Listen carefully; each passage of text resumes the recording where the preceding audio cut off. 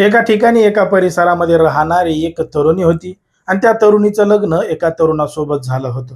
आता लग्न झाल्यानंतर सुखाचा संसार होईल, सगळं काही सुरळीतपणानं होईल असं त्या तरुणीला वाटत होतं. पण मात्र लग्नाच्या काही दिवसानंतर जेव्हा नवरा कामाला बाहेर जात होता, तेव्हा तेव्हा त्या तरुणीवर, त्या नवरीवर तिचाच सासरा वाईट नजर टाकत होता. तिच्या जवळ जवळ जात होता, तिच्या जवळ जवळ उभा राहण्याचा प्रयत्न करत होता, तिला पकडायचा सुद्धा प्रयत्न करत होता. आणि अशा पद्धतीचा प्रकार त्या घरामध्ये मोठ्या प्रमाणात घडत होता. आता ती जी तरुणी आहे, नवरी आहे, तो ह्या सगळा प्रकार मोठ्या प्रमाणात सहन करत होती. कारण की नेमकंच लग्न झालंय, लोकांना सांगितलं, घरच्यांना सांगितलं, तर उगं नाव खराब होईल, समाजामध्ये बदनामी होईल, म्हणून तिनं सुरुवातीला ही गोष्ट कोणालाही सांगितली नाही. पण मात्र त्या सासऱ्याचा जो प्रकार आहे, तो वाढत गेल्यामुळं त्या तरुणीनं घडलेला संपूर्ण प्रकार तिच्या घरच्यांना सांगितला.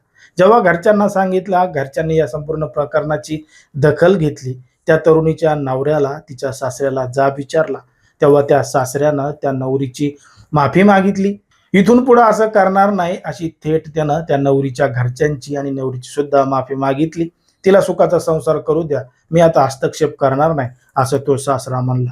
पण मात्र बघता बघता काही दिवस निघून गेले आणि काही दिवस निघून गेल्यानंतर जेव्हा ती जी नवरी आहे ती गर्भवती झाली होती, तेव्हाच त्या सासऱ्यानं मध्यरात्री सून पकडली होती. आणि घडलं होतं एक धक्कादायक प्रकरण, धक्कादायक घटना. नेमकं काय आहे संपूर्ण प्रकरण, कुठं घडली आहे घटना, हे आपलं अगदी सविस्तरपणे बघायचंय. पण जर तुम्ही अजूनही आपलं चॅनल सबस्क्राईब केलं नसेल तर लगेचच करून घ्या आणि बाजूला असणाऱ्या बेल नोटिफिकेशनला सुद्धा ऑन करायला विसरू नका. आता ही जी संपूर्ण घडलेली घटना आहे ती आहे बिहार राज्यातील पूर्णिया जिल्ह्यामध्ये घडलेली संपूर्ण घटना आहे. तारीख आहे 8 फेब्रुवारी 2026 ची. आता या ठिकाणी या परिसरामध्ये राहणारी एक विवाहित महिला होती.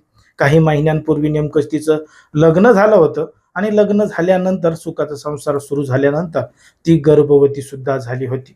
पण मात्र 8 फेब्रुवारीच्या मध्यरात्री तिच्या घरामध्ये, तिच्या रूममध्ये तिचा सासरा घुसला होता आणि घरामध्ये रूममध्ये घुसून त्यानं सुनेलाच पकडण्याचा प्रयत्न केला होता आणि तिच्यासोबत जबरदस्ती करण्याचा प्रयत्न केला. पण मात्र या संपूर्ण प्रकरणाला जोरदार विरोध त्या नवरीनं केला. त्याला झटकून लावलं, त्याला विरोध केला, तिच्याजवळ त्याला येऊच दिलं नाही. म्हणून त्या सासऱ्याला मोठ्या प्रमाणात त्या सुनेचा राग आला. त्यानं तिचं त्या ठिकाणी तोंड दाबलं आणि गळा आवळून तिचा खून केला. जोपर्यंत तिचा जीव जात नाही तोपर्यंत तिला त्या ठिकाणी सोडलंच नाही. अखेर तिचा जीव गेल्यानंतर सासरा त्या ठिकाणाहून निघून गेला आणि जेव्हा त्या महिलेचा नवरा घरी आला त्यानं त्याच्या बायकोला मृत अवस्थेमध्ये पडलेलं बघितलं आणि घडलेलं प्रकरण त्याच्या बापाला विचारलं. तेव्हा त्याला बायको मेल्याचं काहीही दुःख झालं नाही. उलट त्यानं बापाची साथ द्यायचं ठरवलं आणि त्या बायकोचा मृतदेह त्यांनी आणि त्याच्या बापानी दोघा जणांनी मिळून एका गाड्यावर टाकला. त्याच्यावर काही पोते टाकले आणि ते पोते घेऊन त्यांचं जे पोल्ट्री फार्म आहे त्या पोल्ट्री फार्ममध्ये नेऊन त्या महिलेचा मृतदेह टाकला आणि त्याच्यावर त्या ठिकाणी काही पोते सुद्धा टाकले आणि जणू काही घडलंच नाही असं ते त्या ठिकाणी दाखवत होते. पण मात्र जेव्हा त्या नवरीच्या, त्या महिलेच्या घरच्यांनी तिच्यासोबत संपर्क करण्याचा प्रयत्न केला, तिच्यासोबत काहीही संपर्क झाला नाही. म्हणून त्या महिलेच्या घरच्यांना मोठ्या प्रमाणात काळजी वाटू लागली. त्यांनी जवळचे नातेवाईक तिच्या घरी पाठवले. तेव्हा तिचा नवरा म्हणला की ती यात्रेनिमित्त बाहेर गेली आहे आणि काही दिवसामध्येच वापस येणार आहे. पण मात्र घरच्यांना अगोदरच त्या सासऱ्यावर संशय होता. म्हणून त्यांनी तात्काळ जवळचं पोलीस स्टेशन गाठलं, घडलेलं संपूर्ण प्रकरण सांगितलं. पोलिसांनी या संपूर्ण प्रकरणाची गांभीर्यानं दखल घेतली आणि त्या नवऱ्याला ताब्यात घेतलं आणि त्याची कसून चौकशी केली. जेव्हा त्याची कसून चौकशी केली तेव्हा त्यानं त्याच्या बायकोची हत्या झाल्याची कबुली दिली आणि मृतदेह पोल्ट्री फार्ममध्ये असल्याचं सुद्धा सांगितलं. जेव्हा पोलिसांनी त्या ठिकाणी जाऊन पंचनामा केला, त्या महिलेचा मृतदेह आढळला. त्यावरून त्यांनी त्या नवऱ्याविरोधात आणि त्या सासऱ्याविरोधात रीतसर कारवाई केलेली आहे. पण मात्र नवरा ताब्यात घेतलेला असून तो आरोपी सासरा फरार आहे. पोलीस त्याचा शोध घेऊन लवकरच त्याला अटक देखील करणार आहेत.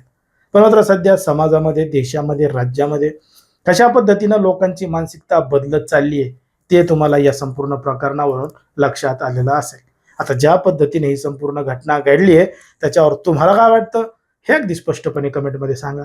कारण की कोणाच्याही भावना दुखवणं, कोणाचंही मन दुखवणं हा आपला उद्देश नाही. समाजामध्ये जे घडतंय, मीडियामध्ये जे दिसतंय, तेच सांगायचं काम आपण या ठिकाणी करत असतो.